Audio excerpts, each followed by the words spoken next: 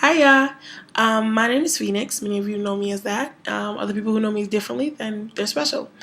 Um, so I'm here to give my response around Trayvon Martin's case, as well as the murder verdict that came out last week around the case that happened in Mattapan 2 years ago. I actually lost one of my friends in that murder, who's also an organizer, a church leader, an amazing son, an amazing father figure. And the list goes on around the people who lost their daughter and their grandson and their nephew. I am shocked and I'm hurt around that case. I don't think justice was served, and I believe that it's not just one thing. It's not just this case. And I ask myself, if they were arrested, if they were given life, if they were given the chair, would I still feel that justice was served? I have godchildren myself, and I worry about them being in the city. I worry about them being outside, which is an everyday thing. But I ask ourselves, what will we do around that? Like, as a community, where do we stand with that? How safe is it? What message is it sending out to everybody that you finally have people who come forth and become witnesses in a city it's not known at all for having witnesses, and this is the outcome of it. Like, I ask you, Mayor Menino, I ask you, Deval Patrick, I ask you, Commissioner, what do you guys think about this? As people who 2 years ago stood in front of the community shouting, saying that you're going to hold these people accountable, saying that you're going to lock them up, where do y'all stand? What do you guys have to say to the family, to the friends, to the people who came forth and believed in y'all to give justice? I guess that's how it holds down. I think it also trickles down to my thoughts around Trayvon Martin. To sum up everything, I believe that we have a history as black people, and this is not only in Boston but all over. We have a history of dealing with things by case. So there was a lot of hype around Sean Bell. There was a lot of hype around Oscar Grant. There's a lot of hype around Trayvon Martin.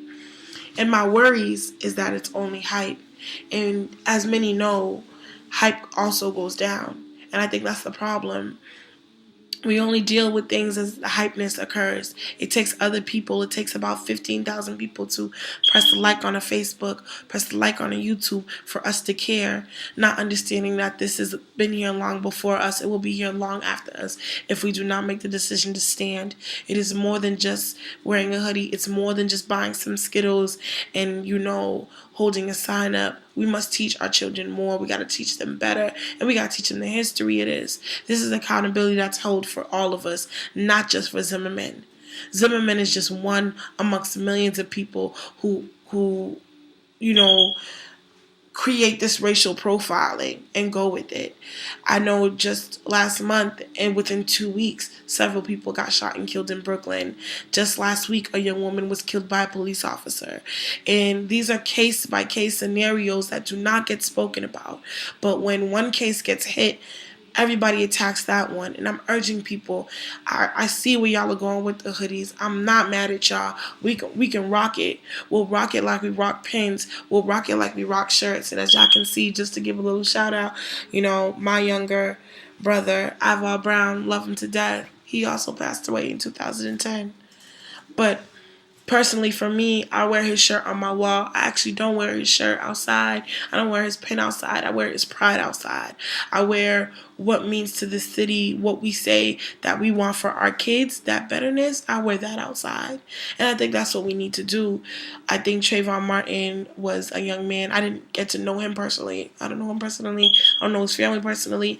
But I do believe the movement that this boy has inspired through his death is one that is great. And I believe that it's one that should be a wave sent out to everyone in a way that we build a platform and not just a case. Build a platform to put all that up there. Yes, hold Florida, Miami police accountable. Yes, hold Zimmerman accountable. And while we're at it, let's hold our whole justice system accountable. We've been dealing with injustice for the longest, and it's time that we say enough is enough. If we don't, it's just going to be more young black men, more young black women, more young Latino men, more young Asian men being locked up. And we don't have that many tears left, y'all. We don't. And I'm saying this because I see a lot of my friends, both who are in organizing, both who are just clubbing, both who are just chilling, just all on the same page, just asking me, like, what do y'all think about this? And what I think about it is that it's sad, it's hurtful. I'm not here to take 30 minutes of your time like some people, aka Coney, and we can talk about that some other time. But I'm here to open this door for y'all that maybe there's just certain things that we need to learn about. Maybe it's not just an act of violence. Maybe this is an act of a mindset that's occurring right now. And if we don't stop, it's going to poison all our kids, our future kids, our godkids, nephews, nieces, and right now, our personal peoples. This affects everybody, white and black, because there's a knowledge that's going around. I'm seeing people starting to write articles about, even white people who are writing articles like, it's never going to happen to my son because my son is white. There's people who are more racist out there who's like, he deserved it. There's people who are out there trying to put it on Trayvon that it's Trayvon's fault. My message to everybody is that we glorified violence in this city, in this state, in this country, in this world. It's sickening how much we glorify violence. To the war, to the neighborhood grocery store, we glorify it. And until we take the responsibility of like saying enough is enough, it's going to keep on happening. There are solutions. I just want to highlight the amazing people, the amazing groups around the world who've been putting in work. Community Justice Network for Youth. You know, in our own city, in our own state, the design studio who's worked on like summer after summer, creating different ways of violence in a sense that's like mind blowing. How they work with youth to create their own gateway out of this vicious cycle. You know, I don't see a lot of y'all. And when I say y'all, I mean a lot of the people who've been here, who started, who created this. Y'all should be in there with them. There's a lot of youth out there who are hurting. There's a lot of youth and babies out there who are standing up for something. Look at even with the MBTA, perfect example. MBTA raising hikes. You know, people got to pay more for gas. And look at these babies. All they did was say, well, let's put on our suits and let's take to the streets. And now March 29th, they're taking it to the street. They're taking it to the State House. Support them. Gather them. Don't just press like on Facebook. Get up and go. You know, shout outs to folks who've come to the rallies, who come to the youth job rallies, and who stood up. And also shout outs to the people who've gathered people together just to say it, just to show that they care. I respect everybody's movement, and especially to Trayvon's family. I'm so sorry for your loss. And other folks, I hope you guys remember that they need their space and time to heal. Because although we want to wear our hoodies and buy our Skittles, after a couple years, y'all know many of you guys will forget about that young man, but his family won't. It'll still be in their hearts, and it will still be hurting. So please respect their privacy as well.